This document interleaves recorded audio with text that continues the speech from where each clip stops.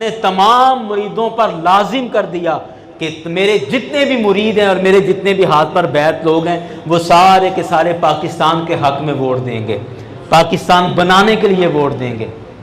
इसी तरह दूसरा नाम अलीपुर सजदा शरीफ ज़िला नारोवाल मुहद्दिस अलीपुरी हज़रत मौलाना सैयद जमात अली शाह मुहद्दिस अलीपुरी रहमतुल्लाह अलैह, आज भी हमारे राजदंग के अंदर भी उनके कई मुरीदीन होंगे।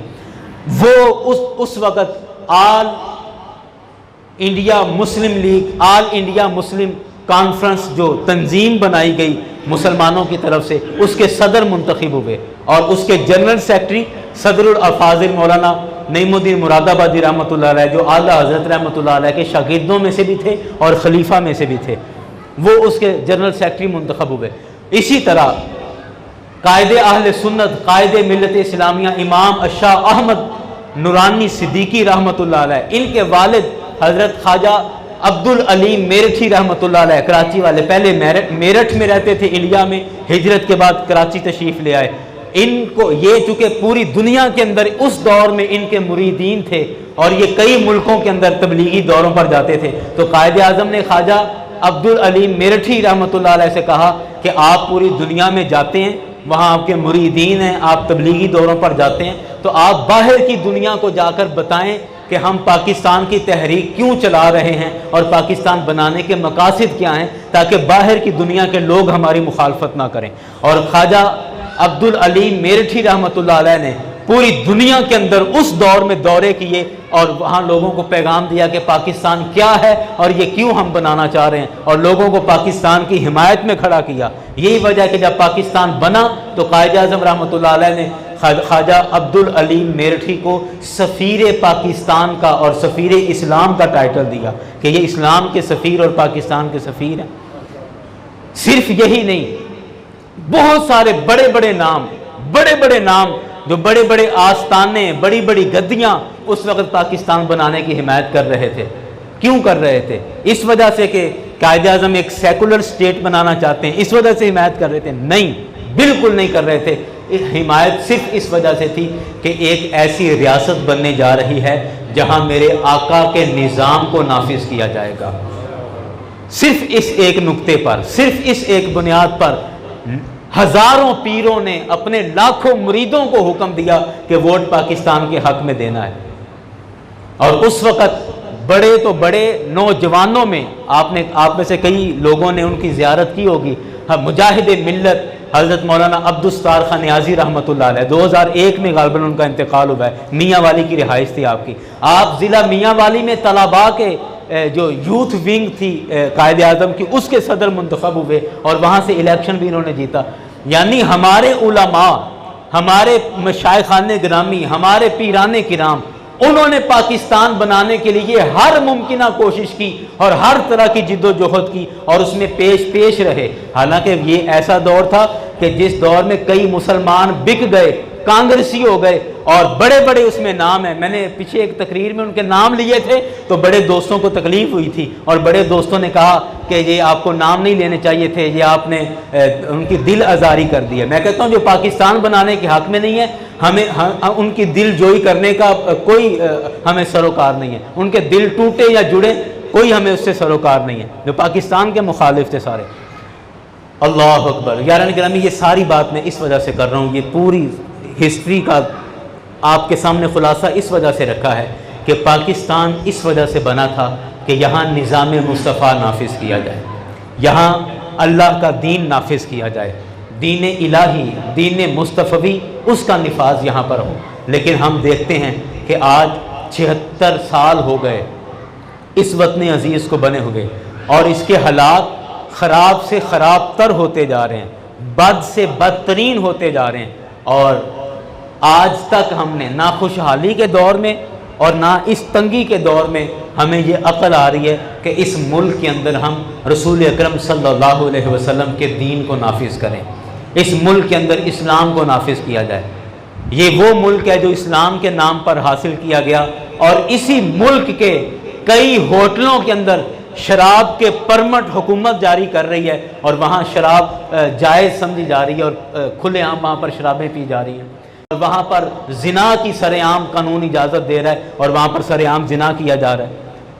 यही वो मुल्क, यही वो रियासत है कि जिसको इस्लाम के नाम पर हासिल किया गया था, और इसमें आज तक हमारी हुकूमत सूद का खात्मा नहीं कर सकी। आज तक हुकूमत के तमाम मामला सूदी मामलात हैं और हमारे अक्सर बैंक जो हैं वो सूदी कारोबार कर रहे हैं। हमारी हुकूमत के जो इंटरनेशनल हमारी सारी ट्रेडिंग है वो सारी सूद के नाम पर हो रही है, और जितना हम IMF से कर्जा ले रहे हैं सारा सूद के ऊपर ले रहे हैं, और नतीजा क्या है कि मकरूज से मकरूज तरीन होते चले जा रहे हैं। यानी इस्लाम के नाम पर हासिल की हुई रियासत, इस्लाम के नाम पर हासिल किया हुआ मुल्क, नतीजा उसका क्या निकला कि आज हम उसी मुल्क में इस्लाम का निफाज नहीं कर सके। 100 साल, पौनी सदी होने को है और 76 साल गुजर गए जिस मकसद के लिए उसको हासिल किया था।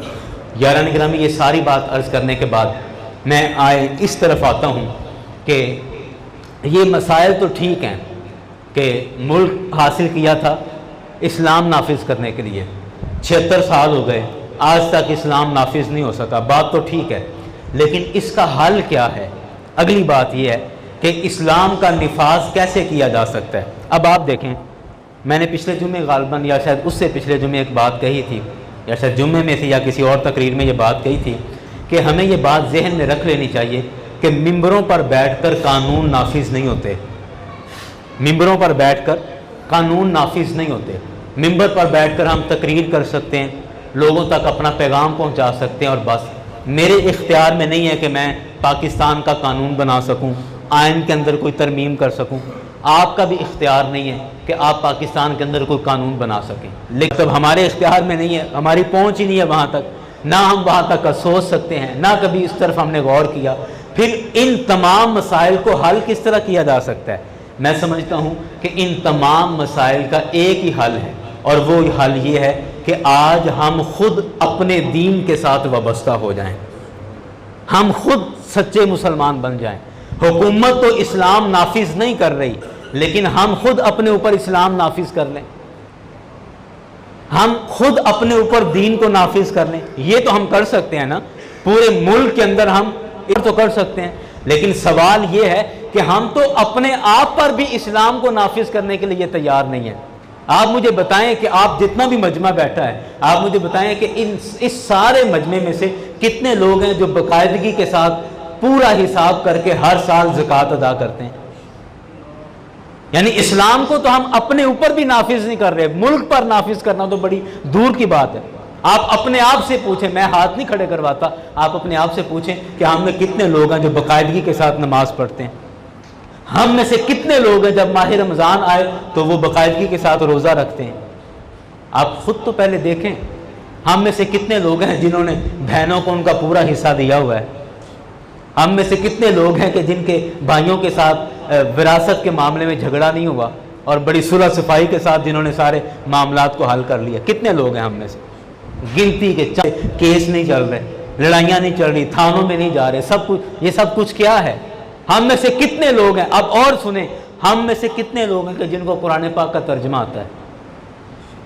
मुझे हाथ खड़ा करके बताएं, कितने फीसद लोग हैं? हम में से कितने फीसद लोग हैं कि जिनको कुरान पाक सही पढ़ना आता है? इंग्लिश का तलफ़ुज़, इंग्लिश की प्रोनाउंसिएशन वो हमारी ऐसी शानदार है कि हम प्रेजेंटेशन दे सकते हैं, हम यूनिवर्सिटीज़ में पढ़ा सकते हैं। हमारे दोस्त कहता था कि अंग्रेज़ी हमने इतनी सीख ली है कि अंग्रेज़ों को भी पढ़ा सकते हैं, और अरबी कुरान हमें इतना भी नहीं आता कि अगर बाप फौत हो जाए तो बेटा इस लायक बाप के लिए दुआ कर सके। मैं अक्सर ये रोता हूँ कि हम फिर एक प्लेट चावलों के लेकर तो किसी न किसी के घर मौलवी साहब के जा रहे होते हैं, या चावल ले लो तो मेरे अब्बे से दुआ कर दो। कड़वी बातें, ये मुश्किल बातें।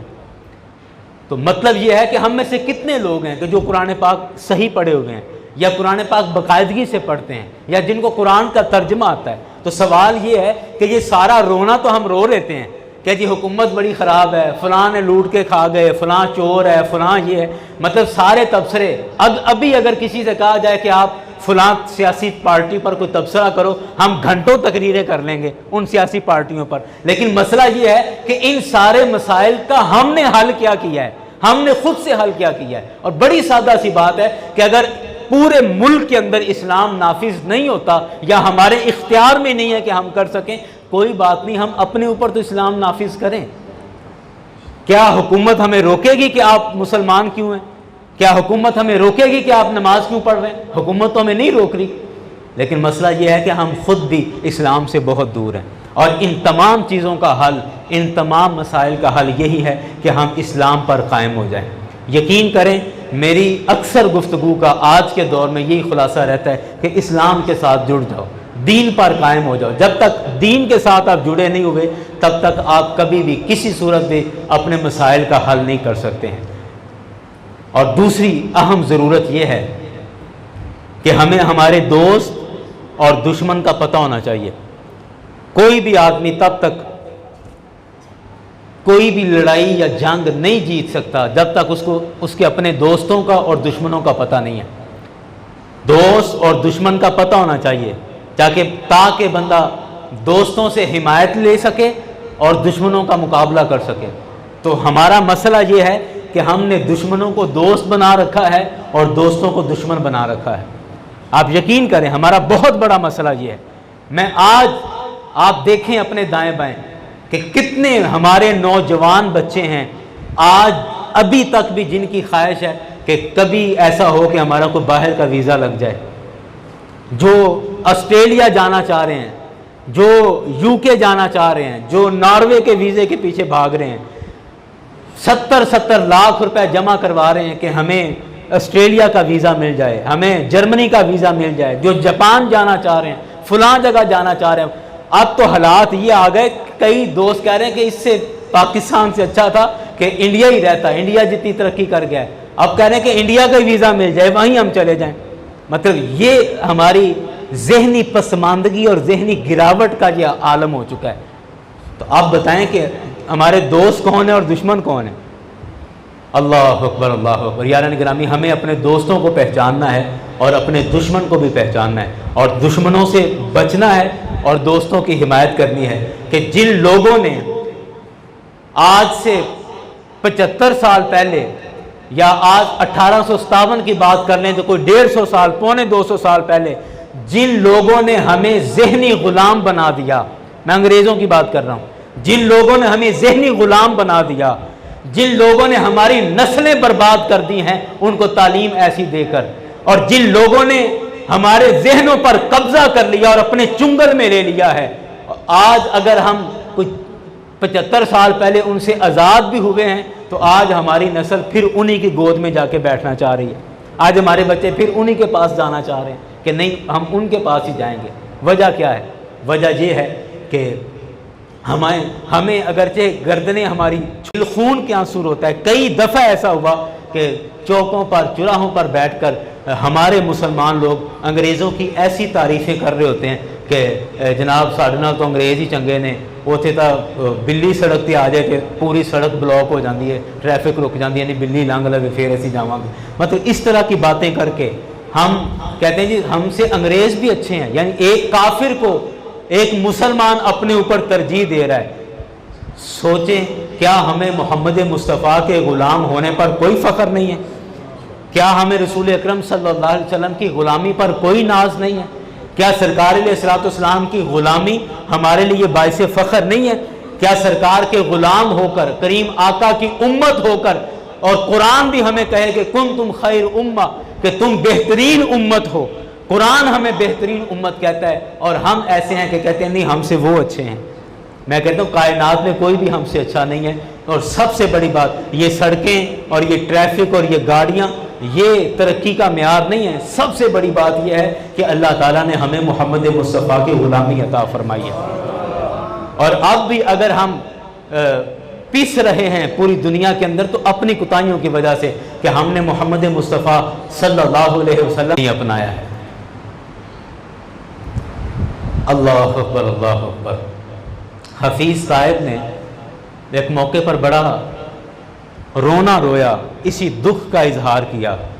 कहते कि हमें काम रहा, काम हमको रहा सिर्फ अज़कार से, तेरी तालीम अपनाई अग़यार ने। कि हम सिर्फ ज़िक्र अज़कार में रहे और तालीम नहीं अपनाई, को अपने ऊपर नाफिज नहीं किया।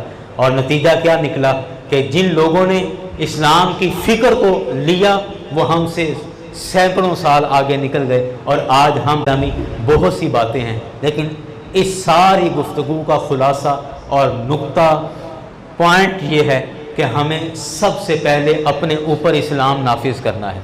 हमें सबसे पहले अपने ऊपर रसूल अकरम सल्लल्लाहु अलैहि वसल्लम का निज़ाम नाफिज करना है और 14 अगस्त का यही पैगाम है। हम 14 अगस्त को हमारे नौजवान समझते हैं कि ये कोई जश्न मनाने का दिन है और इस दिन को हल्ला गुल्ला हो जाए और छुट्टी का दिन होता है तो फैमिलियाँ पार्टियाँ करने निकल जाती हैं, पिकनिक मनाने निकल जाती हैं, पार्कों में रश हो जाते हैं और लोग जिनकी ज़्यादा रसाई है वो गाड़ियाँ लेके निकल जाते हैं और सैर करने निकल जाते हैं, समझते हैं ये 14 अगस्त हम मना रहे हैं। नौजवान लोफर वो मोटरसाइकिलों के सिलेंसर निकाल के हमारी मार्केट में ये प्लास्टिक के बाजे ये हर बच्चा ले रहा है। हम समझते हैं ये 14 अगस्त का फ़र्ज़ अव्वल है, वरना शायद 14 अगस्त कज़ा हो जाएगी अगर ये वाजा लेके ना दिया अपने बच्चे को। हम समझते शायद यही 14 अगस्त है। 14 अगस्त ये नहीं है। 14 अगस्त मैं समझता हूँ ये है कि आप उस बहन को याद करें कि जिस बहन ने सिर्फ पाकिस्तान के लिए कुएं में छलांग लगा दी। 14 अगस्त उस माँ को याद करने का दिन है कि जिस माँ ने अपने 4 बच्चे खुद गला दबाकर झाड़ियों में फेंक दिए कि कहीं ये गैर मुस्लिम सिख आकर इनको ज़िबा ना कर दें और मेरी आंखों के सामने कत्ल ना कर दें। 14 अगस्त उस माँ को याद करने का दिन है। 14 अगस्त उस बहन को याद करने का दिन है। 14 अगस्त उन नौजवानों को याद करने का दिन है कि जिन्होंने हिजरत करने के लिए ट्रेन में बैठे और जब लाहौर स्टेशन पर पहुंचे, अमृतसर से लाहौर स्टेशन पर पहुंचे तो सारी ट्रेन को काट दिया गया था। उनके बाजू काट दिए गए, टांगे काट दी गई, उनकी आंतड़ियां बाहर आ गई और उनके गले काट दिए गए। 14 अगस्त उनको याद करने का दिन है और हम समझते हैं कि शायद ये हुल्लड़बाजी और हल्ला गुल्ला करने का और ये छिछोरापन करने का नाम है। मैं समझता हूँ कि आज अगर हम उन शहीदों को याद करने की बजाय और इस हुल्लड़बाजी में लग गए तो मैं समझता हूँ आप भी गद्दार हैं। उन शहीदों के खून के साथ आप गद्दारी कर रहे हैं। आप गद्दार हैं उन शहीदों के खून के, उनकी कुर्बानियों के गद्दार हैं। आप गद्दार हैं उन बहनों की इज्जत के गद्दार हैं कि जिन्होंने पाकिस्तान के लिए अपनी इज्जतें गवा दी और अपनी कुओं के अंदर छलांगे लगा दी। पता नहीं हम किस तरफ जा रहे हैं और हम लेके कौन दे रहे हैं? हम ही लेके दे रहे हैं ना। पैसे कौन दे रहा है? बच्चों को हम ही दे रहे हैं। इसलिए यारान ग्रामी ये दर्द दिल है और मैं आपके सामने शेयर कर रहा हूँ, आपके सामने अर्ज़ कर रहा हूँ और इस मिंबर से, इस मस्जिद से ये पैगाम इस वजह से है कि ये भी एक बड़ा मसला है। हमारे कई दफ़ा इस तरह की बात हो तो हमारे ज़हनों में आ जाता है कि जी मस्जिद में इस तरह की बातें करने का क्या मतलब है, मस्जिद में इस तरह की बातें करने का क्या मतलब। मैं कहता हूँ ये सबसे बड़ी हमारी कमज़ोरी ही ये है। हमारा सत्यानाश इस वजह से हुआ है कि जब हमारे मिंबर से हमारी रहबरी नहीं की गई, हमारे मिंबर से जब हक की आवाज़ नहीं लगाई गई और हमें सिर्फ जिक्र अज़कार के अंदर रखा, हमें सिर्फ फ़ज़ाइल सुनाए गए और ये हकीकत का आईना हमें नहीं दिखाया गया, तो ये हमारा सत्यानाश हुआ ही इस वजह से। और अगर आप कहें कि मस्जिद में इस तरह की बातें, तो आप देखें सहाबा का दौर उठा के देखें, रसूल अकरम सल्लल्लाहु अलैहि वसल्लम का दौर उठा के देखें, आपको सारी चीज़ें रोज़े रोशन की तरह वाज़ेह हो जाएंगी कि मस्जिद में बैठकर सारी प्लानिंग होती थी। और हुकूमत का नबी करीम सल्लल्लाहु अलैहि वसल्लम के ज़माने में सारी हुकूमत का जो पार्लियामेंट था वो मस्जिद नबवी पार्लियामेंट थी। सुप्रीम कोर्ट मस्जिद नबवी थी, पार्लियामेंट मस्जिद नबवी थी, अस्करी स्टेट मस्जिद नबवी थी, आर्मी वहाँ से निकाली जाती थी, फैसले वहाँ किए जाते थे, रियासत का सारा निज़ाम मस्जिद नबवी से चलाया जाता था। अल्लाह अकबर। यारान गिरामी, अल्लाह करीम की बारगाह में दुआ है कि रब्बे कायनात हमें सबसे पहले हमारे वतन के साथ मोहब्बत करने की तौफीक दे। मैं उन नौजवानों से हमेशा कहता हूँ, अपनी निजी महाफिल में भी कहता हूँ कि आज पाकिस्तान पर मुश्किल वक्त है तो आप बाहर जाने की कोशिश ना करें। मुश्किल वक्त में साथ छोड़ना ये अच्छी बात नहीं होती कि जब अच्छा वक्त था, यहाँ पर तिजारत हो रही थी, पैसा आ रहा था, मुल्क तरक्की कर रहा था, तब हमने मज़े से पाकिस्तान में अपनी प्राप्तियां बनाई। आप देखें ना अपनी तरफ, अपने मोहल्ले में दाएं बाएं देखें कि पिछले 10-15 सालों में कितने लोग हैं जो अमीर हो गए। किसी का प्रॉपर्टी में कोई छक्का लग गया, वो गाड़ियां ले ली, बंगले बन गए। पिछले 10-15 साल का आप हिसाब कर लें कितने लोग हैं जो बड़ी तेज़ी के साथ अमीर हुए हैं। तो अब जब जिस मुल्क से हालात अच्छे थे तो आपने बहुत कुछ कमाया भी है, तो आप अब अगर हालात थोड़े सख्त चल रहे हैं तो साथ नहीं छोड़ना चाहिए। भागना नहीं चाहिए, साथ नहीं छोड़ना चाहिए। मुश्किल वक्त में अपने मुल्क का साथ दें, अपने मुल्क की खिदमत करें। यही जश्न आज़ादी का मतलब है और यही 14 अगस्त का मतलब है। और इस दिन हुल्लड़बाजी करने की बजाय उन शहीदों के लिए इसाले सवाब करें, उन शहीदों को दुआए खैर में याद रखें और उन शहीदों के लिए आप इंतज़ाम करें, दुआ का इंतज़ाम करें और उनको याद करने का इंतज़ाम करें, ताकि उनकी रूहें खुश हों और हमारी आने वाली नस्ल को भी पता चले कि 14 अगस्त कोई नाच गाने का प्रोग्राम नहीं होता, बल्कि 14 अगस्त शहीदों को याद करने का दिन है। अल्लाह करीम की बारगाह में दुआ है कि अल्लाह करीम सबसे पहले हमें अपने ऊपर इस्लाम नाफिज करने की तौफीक अता फरमाए और हमें अपने वतन से मोहब्बत की तौफीक